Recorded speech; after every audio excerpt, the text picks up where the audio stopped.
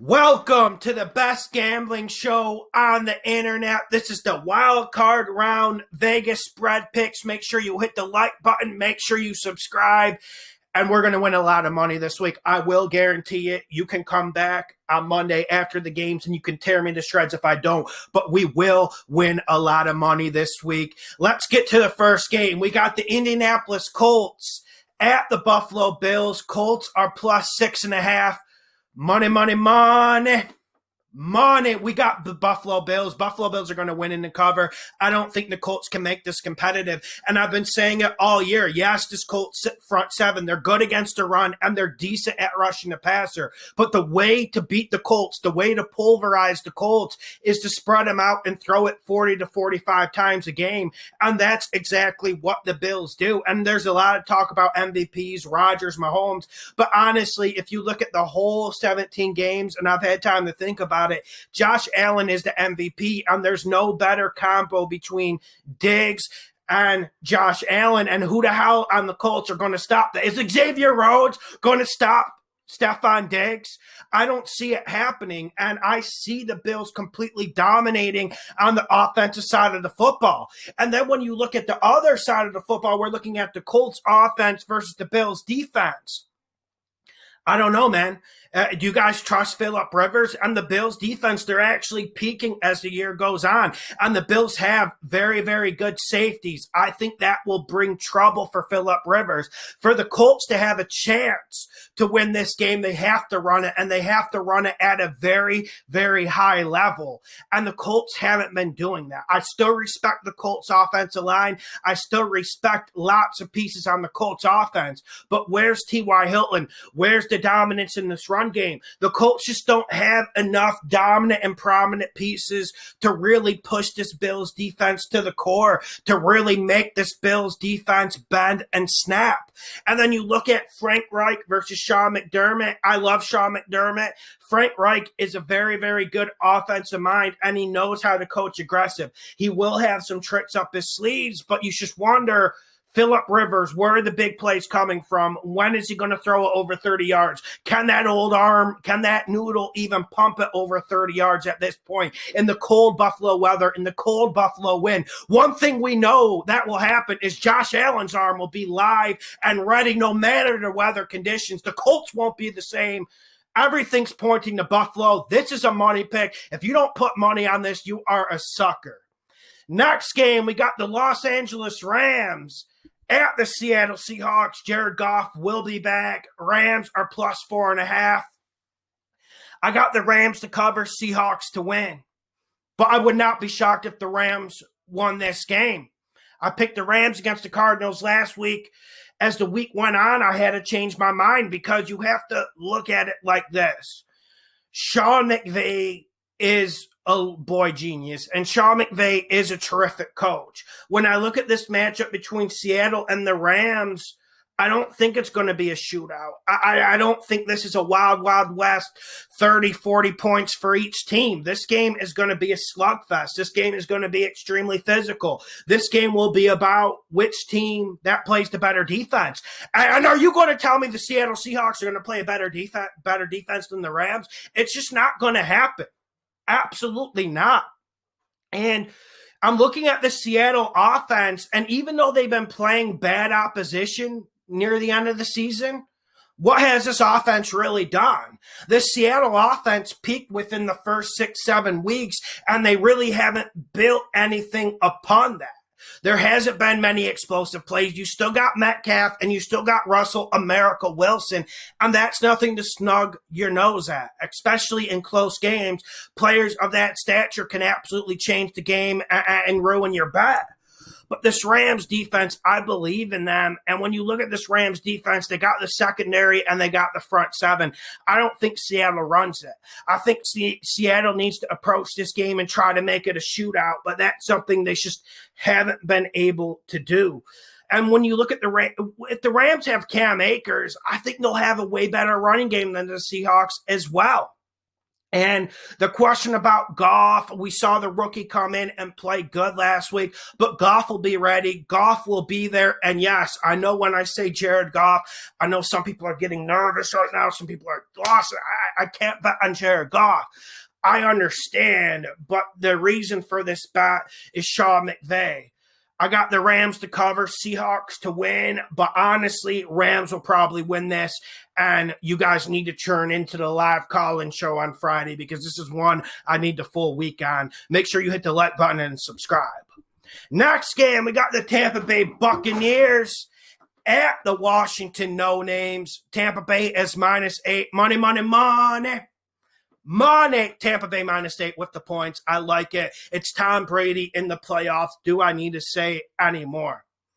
And you're looking at a Washington no-names team. They're banged up. They're not playing good football. And Alex Smith, yes, he brings some attributes. He brings some good mental capacity, some good mental conditioning to the team, and he keeps them in check. But you need weapons against Tampa Bay. When you go up against Tampa Bay, you need explosion, you need big plays, you need energy, and who can provide the energy on Washington besides McLaurin? And we know he's been banged up. I don't think Washington will be able to run the ball well, so I don't see their offense doing anything.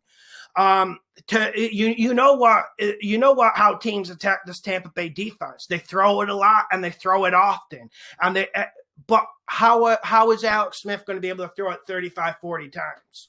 Especially with this pass rush ramping up in Tampa Bay.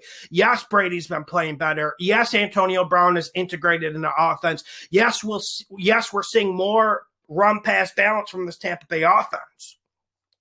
But the biggest thing I'm excited about going into the playoffs with the Buccaneers is this pass rush is starting to hum. It is starting to hum, and they're getting to the quarterback, and they're getting speed rush and power rushes from all angles on that front. I really like Tampa Bay, and I don't think Washington has a secondary to stop Brady. And yes, you have Chase Young. He can absolutely change this game. And that's why betting isn't easy, because you have someone like Chase Young who's a joker who could come in and get 2, 3, 4 sacks. That's how good he is. But we've seen Tampa Bay with this run-pass balance. They're running it more. They're using more max protect. They're playing smarter, and Bruce Arians has finally figured it out. The problem with Tampa Bay earlier this year wasn't Tom Brady. It wasn't Mike Evans. It wasn't the offense. It was Bruce Arians and Leftwich trying to throw it 60 times a game, which is absolutely ridiculous in this league. Tampa Bay plays more balanced. They win and cover the -8. I will probably be putting a huge bet on this as well. Next game, we got the Chicago Bears. The Bears at the New Orleans Saints. Chicago is +9.5. I got Chicago to cover, New Orleans to win. And my instincts tell me New Orleans will win this, and they probably should cover. But I do think this New Orleans team has more weaknesses than people think. And I'm sure I'm going to get the parade of comments saying, Lawson, you were wrong about the Panthers last week against the Saints. Credit to the Saints. Credit to Sean Payton. But I've seen this story before.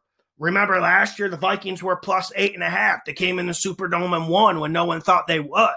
I don't think the Bears are capable of an upset like that. They just don't play good enough offense, and they don't play smart, high IQ football. And when you look at Matt Nagy against Sean Payton, there's just not a lot of magic or advantage to be had with Matt Nagy there. Sean Payton will absolutely control this game. But the Chicago defense is nothing to snub your nose at. And I think the Chicago defense comes in. I think they play a great game. Now, there is always the risk with the turnovers with Trubisky, the 3-and-outs with Trubisky, but I think Nagy will have a decent game plan. I don't think the Saints defense is playing as great as people think. I think they're one of the most overrated units in this league. Chicago will put up maybe 17, 20 points, and I think that will be enough to cover. I don't see the Saints offense exploding against the Bears. Saints win, though.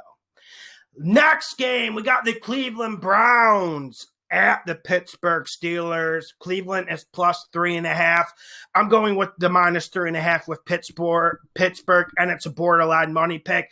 I'm seeing some lines where it's up to 4 or 4.5. That gives me a little bit more caution, but I absolutely love this minus 3.5 for Pittsburgh.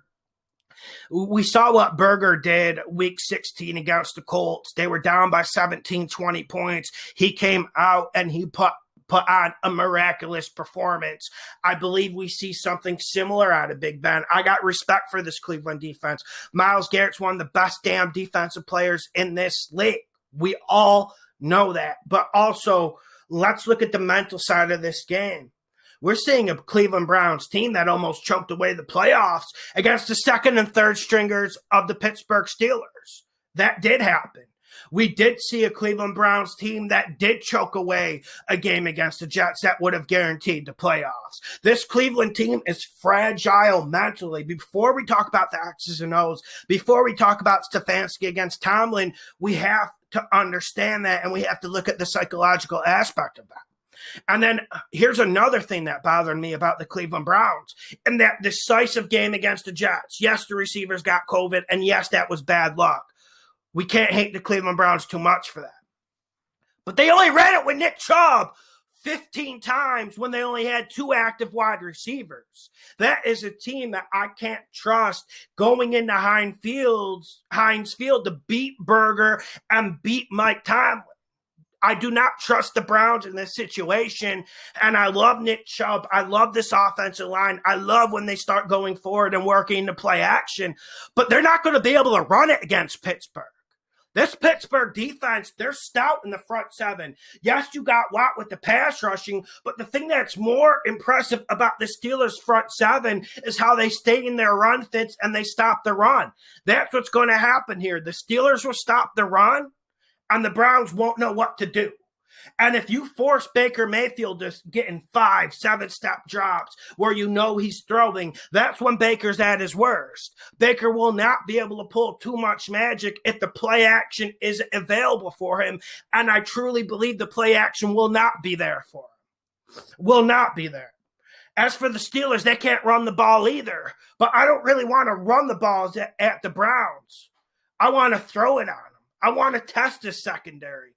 I want to test what the Browns can do from a pass rush perspective. Yo, if you double Myles Garrett, if you chip him with a tight end every time and give your tackle some help, is there anyone else on this front 7 of the Browns that can scare you on the pass rush? I don't think so. Pittsburgh plays the better defense than Cleveland this game, and that's why they're going to win. A lot of people think this is more about Berger versus Baker. This is more about Jarvis Landry versus Juju. No, it isn't.